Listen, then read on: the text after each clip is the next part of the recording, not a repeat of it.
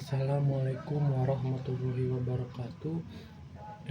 Yang saya hormati dan saya banggakan Bapak Dr. Iqbal sebagai dosen pengampu mata kuliah Filsafat Pendidikan di kelas KI 4C. Maksud dan tujuan saya membuat video ini adalah untuk memenuhi tugas UAS materi Filsafat Pendidikan. Berikut saya bacakan soalnya. Inti pertanyaannya adalah bagaimana prinsip-prinsip demokratisasi pendidikan dapat diterapkan dalam konteks pembelajaran PAI di sekolah umum, lalu evaluasilah tantangan-tantangan utama dalam penerapannya di era digital seperti ini.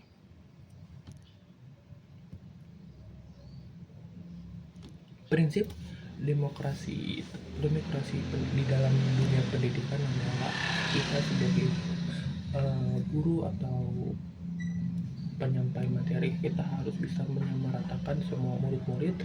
Jadi kita harus bisa menghargai murid-murid, pendapatnya tidak ada pendapat yang salah, namun jika ada pendapat yang keliru, mari kita harus bisa membenarkan pendapat itu agar dia bisa mau belajar untuk berpendapat dan dia takut dalam menyampaikan kerangka berpikirnya di dalam kelas. Mungkin cara pengaplikasiannya di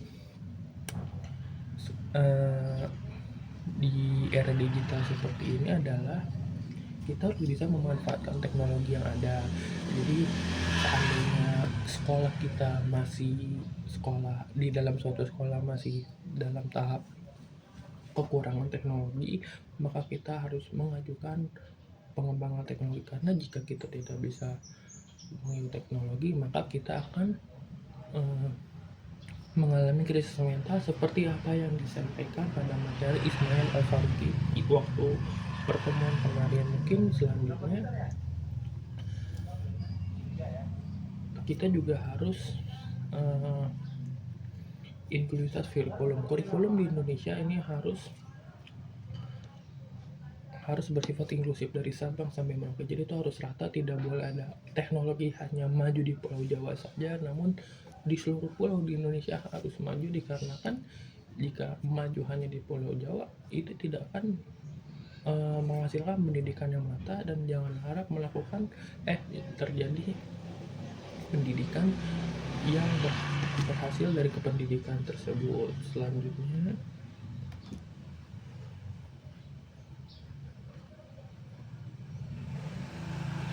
Selanjutnya pertanyaan selanjutnya adalah Ibnu Khaldun memandang pendidikan sebagai proses yang bertahap, memperhatikan aspek akal dan adab. Sintesiskan konsep pendidikan Islam Ibnu Khaldun dengan model pembelajaran PAI yang berbasis kurikulum merdeka. Bagaimana saya bisa mengaplikasikan sintetis ini dalam pembelajaran kelas menengah PAI.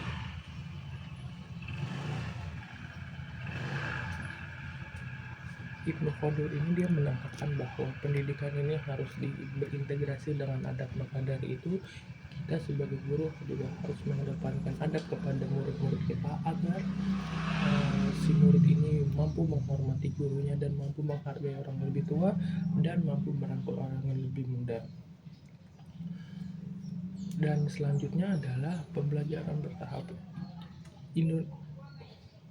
Guru harus mengajarkan pembelajaran yang bertahap agar membuat kerangka berpikir para siswa agar terbangun, sehingga yang menjadinya berpikir biasa lama-kelamaan akan bisa berpikir kritis untuk Islam, untuk pemikiran Islam ke depannya, agar menghasilkan muslim-muslim yang berintelektual tinggi.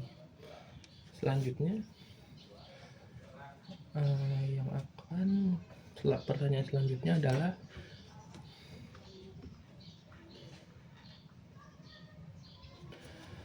Kiai Haji Ahmad Dahlan menekankan pentingnya integrasi ilmu dan agama dan sains dalam pendidikan. Evaluasilah relevansi pandangan ini menghadapi tantangan dekadansi moral di kalangan pelajar saat ini.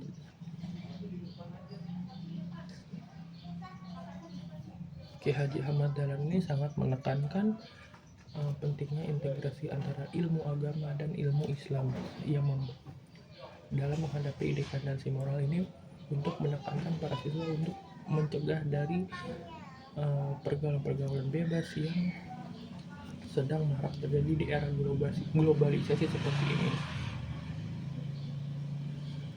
Kita juga harus membentuk 3 kerangka dari pemikiran Ahmad Dahlan ini, yaitu pertama, kita harus mempunyai krisis dan reflektif. Kita harus mendorong siswa untuk berpikir kritis terhadap informasi yang diterima oleh para siswa dan merefleksikan dirinya pada konteks. Kita juga harus mengajarkan untuk siswa untuk merenung apakah informasi baik, benar, atau salah atau mau, karena di era saat ini kita terlalu banyak informasi namun kita tidak mampu menyaring informasi itu benar atau salah. Inilah yang ditekankan oleh Kiai Haji Ahmad Dahlan untuk kita harus tetap berpikir kritis dalam memahami atau membaca informasi-informasi yang beredar, terutama dalam konteks pendidikan Islam. Selanjutnya, jelaskan satu desain pembelajaran. Kita dalam pembelajaran PAI kita harus mencerminkan semangat integratif dan start. Kita juga mengkaji seperti yang sudah saya sebutkan tadi. Kita harus bisa berpikir kritis. Contohnya kita mengkaji isu-isu kontemporer seperti perubahan iklim, teknologi, atau Islam dan seks. Dan kita akan melakukan diskusi dengan para siswa agar para siswa itu bisa paham dengan masalah terjadi di saat ini, dan dia akan bisa menyaring bagaimana caranya ketika kita menangkap informasi dari luar, apa hal yang harus dilakukan ketika pertama kali mendengar berita tersebut. Selanjutnya,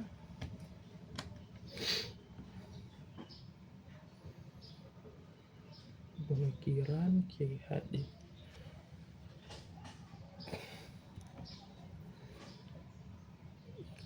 Hasyim Asy'ari menekankan pentingnya akhlak dalam pendidikan, sikap tawadu terhadap guru.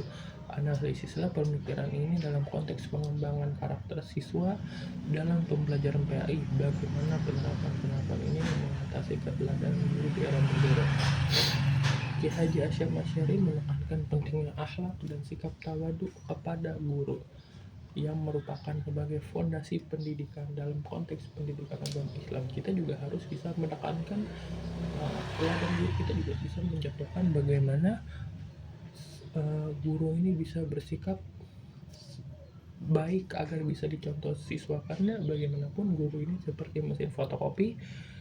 Guru bertindak maka si siswa akan melakukan, karena ia melihat guru saja begitu, kenapa saya tidak.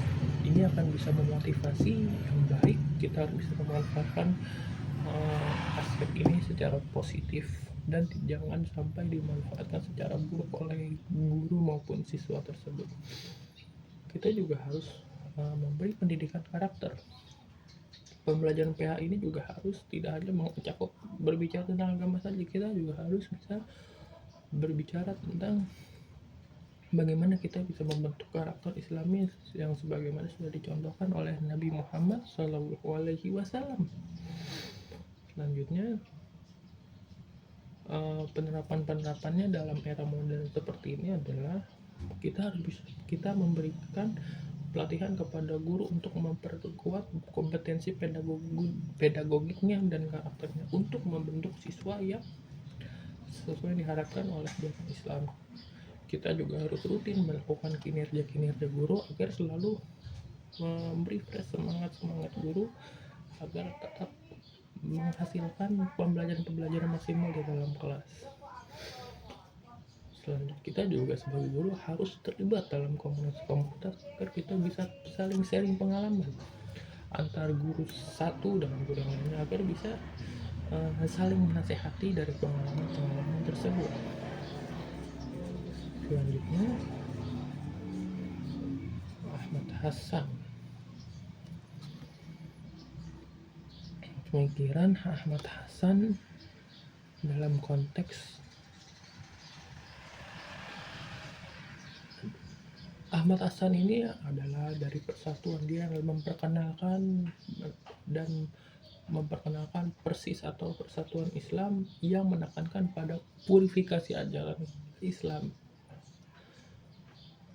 Jadi kita belajar dari Ahmad Hasan ini, kita harus bisa menjaga keutuhan Islam sebagaimana yang telah diajarkan oleh Nabi Muhammad. Kita tidak boleh mencampur adukan budaya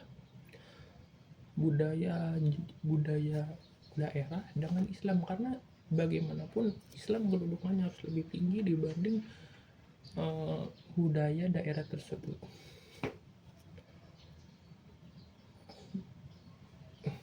Kita juga harus bisa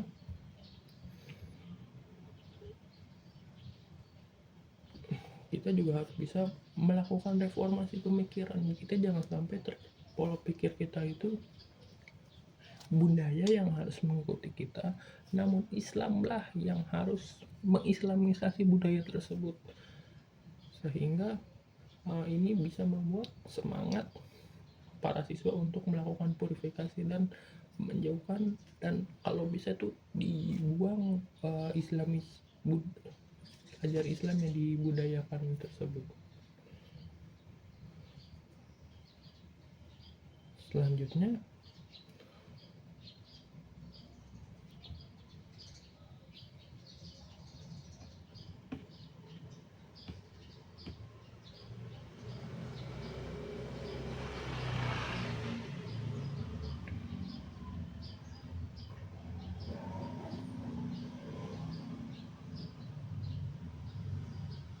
ontologi, epistemologi, dan aksiologi merupakan 3 pilar dalam filsafat pendidikan Islam.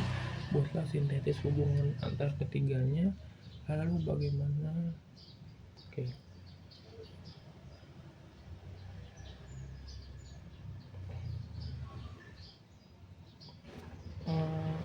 Ontologi, epistemologi adalah 3 pilar dalam pendidikan filsafat Islam. Kita juga harus bisa memanfaatkan ini agar bagaimana kita bisa memanfaatkan pemikiran-pemikiran filsafat ini untuk keberhasilan dalam pendidikan Islam. Kita juga harus bisa menyusun bagaimana ajaran Islam ini bisa berkembang, apa penyebab ajaran Islam ini sulit diterima, dan seperti apa ajaran Islam ini bisa disebarluaskan agar berjalan sesuai apa yang diharapkan oleh Allah Subhanahu wa Ta'ala dalam sesuai Al-Quran dan hadis. Selanjutnya, evaluasilah konsep ini dengan perbandingan tujuan pendidikan nasional.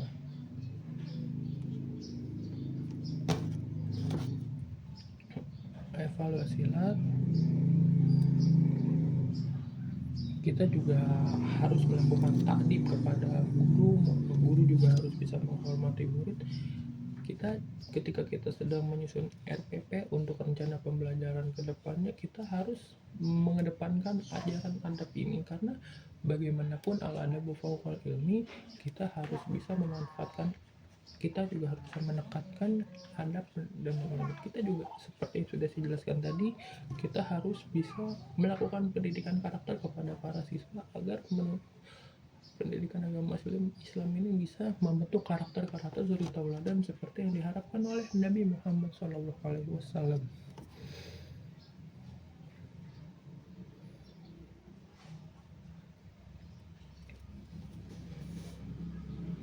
Selanjutnya kita Ismail Al-Faruqi, Islamisasi ilmu pengetahuan dengan pendekatan pendidikan tinggi Islam. Berdasarkan pandangannya, rancanglah jelaskan satu model pembelajaran indisipliner antara PI dan ilmu sosial, misalnya sosiologi atau ekonomi yang bisa diterapkan di sekolah. Kita bisa mengintegrasikan pemikiran Al-Faruqi ini dengan pemikiran sosiologi. Mungkin kita bisa mengambil ajaran yang diajarkan oleh Paulo Freire dalam bukunya itu pendidikan kaum tertindas. Kita sebagai guru, kita tahu pendidikan itu adalah hak segala orang, hak segala bangsa, karena sesuai amanat Undang-Undang Dasar, pendidikan adalah hak Kita harus bisa mencerdaskan kehidupan bangsa dengan cara pendidikan yang matang-matang. Dari itu konsep sosial ini kita harus bisa meratakan. Kita tidak boleh membedakan kaum proletar atau kaum borjuis. Ini yang harus ditekankan guru-guru PAI yang bisa pelajar ini adalah pelajaran bisa diambil oleh guru-guru PAI dari Ismail Al-Faruqi itu sendiri. Mungkin kurang lebihnya itu saja. Kurang lebihnya mohon maaf. Wabillahi taufik walhidayah. Wassalamualaikum warahmatullahi wabarakatuh.